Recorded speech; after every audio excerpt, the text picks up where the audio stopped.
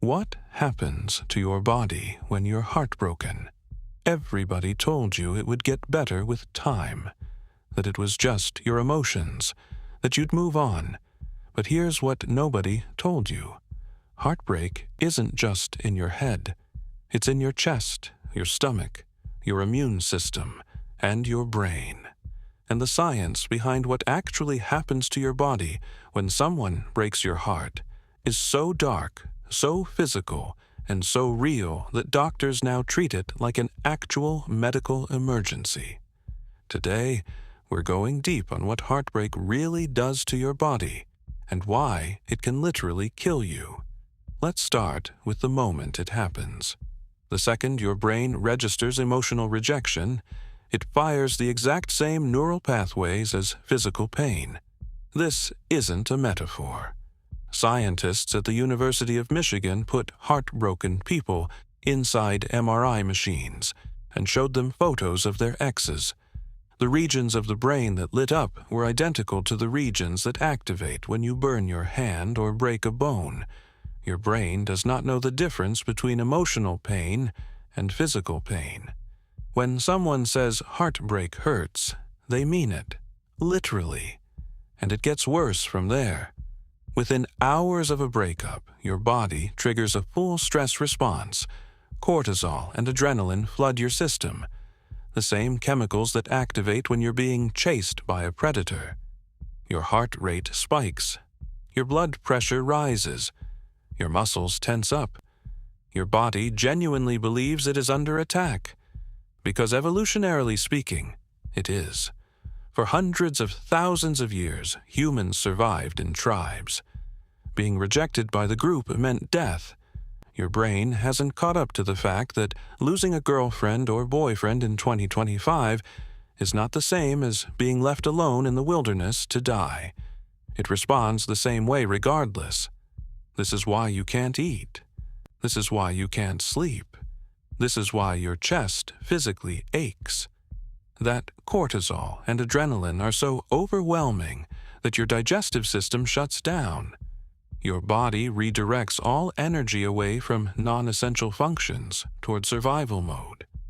Your appetite disappears, not because you're sad, but because your nervous system has classified this as a life-threatening emergency, and eating is not a priority right now. Here's where it gets genuinely terrifying. There is a real medical condition called Takotsubo cardiomyopathy, also known as broken heart syndrome. It happens when extreme emotional stress causes the left ventricle of your heart to literally change shape. The muscle weakens so severely that the heart can no longer pump blood efficiently. The symptoms are identical to a heart attack: chest pain, shortness of breath, cardiac arrest. People die from it, mostly after the sudden loss of a spouse or a devastating emotional shock. The heart doesn't just break metaphorically, it breaks physically. Doctors have the scans to prove it. Now, let's talk about your brain on heartbreak, because this is where it gets really dark. Romantic love activates the same reward system in the brain as cocaine. When you're in love, your brain is flooded with dopamine, the feel-good chemical that makes everything feel electric and alive. When that love is suddenly gone, your brain goes into withdrawal. Not like withdrawal is a metaphor. Actual chemical withdrawal. The same circuits that fire in a drug addict who can't get their fix are firing in your brain the moment after a breakup. The obsessive thoughts about the person, the constant checking of their social media, the irrational hope that they'll come back. That's not weakness. That's your brain desperately trying to get its dopamine back by any means necessary. And your immune system, it collapses. Studies show that people experiencing grief and heartbreak have significantly lower natural killer cell activity. These are the cells responsible for fighting off viruses, bacteria, and even cancer cells. Your body is so consumed by the emotional emergency that it pulls resources away from immune defense. This is why people get sick after breakups.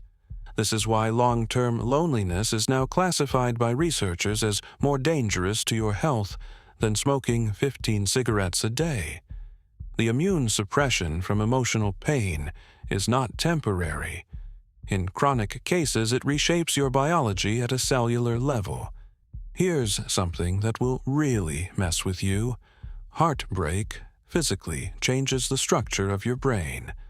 Prolonged emotional pain, the kind that comes from a long relationship ending, causes measurable changes in gray matter density in regions associated with emotional regulation and decision-making.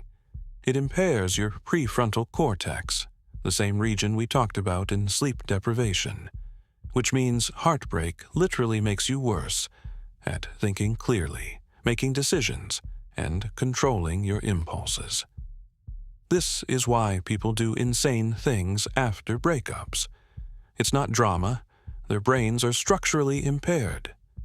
But here's the part nobody talks about. Heartbreak also has a dark flip side that can make you more dangerous to yourself than the other person ever was. The obsessive thoughts, the replaying of memories, the bargaining, and the what-ifs, these aren't random. Your brain is running a survival algorithm trying to figure out what went wrong, so it never happens again.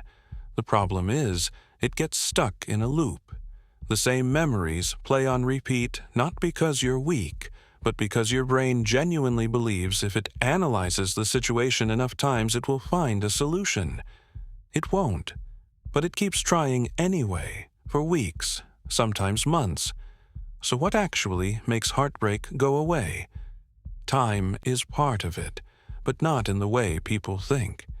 What's actually happening over time is your brain slowly rewiring itself.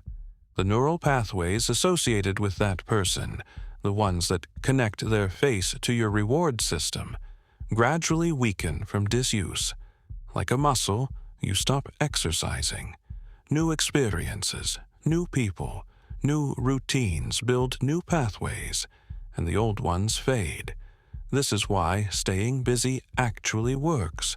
You're not distracting yourself from the pain. You're physically rebuilding your brain architecture away from the person who broke it. Exercise is the most powerful tool available to you during heartbreak, and the science is clear on why. Physical movement forces your brain to release endorphins and BDNF, brain-derived neurotrophic factor, which is basically fertilizer for new neural growth. It directly counteracts the cortisol flooding your system. It rebuilds the immune response. It forces your prefrontal cortex back online. The people who hit the gym hard after a breakup aren't just coping. They're biologically accelerating their own recovery in a way that no amount of talking or crying can match. So, what happens to your body when you're heartbroken? Your brain registers it as physical pain. Your heart can literally change shape and fail. Your immune system crashes. Your brain goes into chemical withdrawal. Your decision-making gets structurally impaired. And your body runs a full emergency survival response. Because for most of human history, losing someone you loved meant you might not survive what came next. Heartbreak is not weakness. It is one of the most violent biological storms the human body can experience.